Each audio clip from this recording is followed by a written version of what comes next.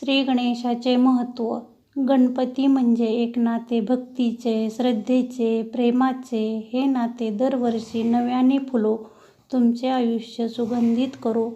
गणपती बाप्पा मोरया, मंगलमूर्ती मोरया. कोणतीही येऊ दे समस्या, तो नाही सोडणार आमची साथ. अशा आमच्या गणरायाला नमन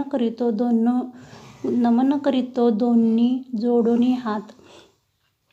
वक्रतुंड महाकाय सूर्यकोटी समप्रभ निर्विघ्नं कुरु मे देव सूर्यकार्येषु सर्वदा.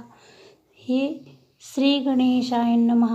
आदिपूज्य गणाध्यक्ष उमापुत्र विनायकं भक्तावास स्मरे नित्यं कामार्थसिद्धे. प्रथम वक्रतुंडच्च एकदन्त्य द्वितीयकं तृतीय कृष्णपिंगाक्ष गजवस्त्र चतुर्थकम्. प्रत्येक हिंदू घरात गणेशाचे नामस्मरण करूनच नवीन कार्याची सुरुवात केली जाते.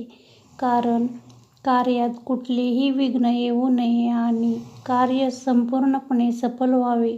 श्री गणेशाची विधिवत पूजा करून किंवा भक्तिभावनेने केवळ नामस्मरण करून कार्यारंभ करता येतो. व्यवसायी लोक आपला धंदा नवीनच सुरू करताना प्रथम गणेश पूजा करतात.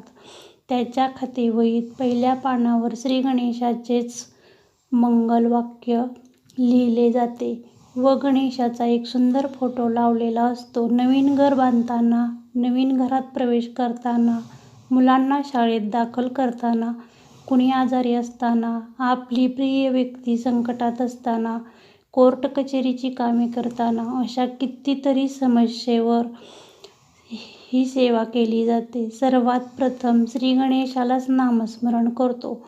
आपल्या प्रथम हिंदू धर्मात 33 कोटी देवता आहेत. त्याला ते रूप आवडते तो त्याची पूजा करतो. परंतु प्रथम नामस्मरण करताना श्री गणेशालाच शिवभक्त असो किंवा श्री विष्णुभक्त असो अथवा शक्तीची उपासना करणारा असो, देवी भक्त असो, तो देखील प्रथम गणेशालाच स्मरण करतो.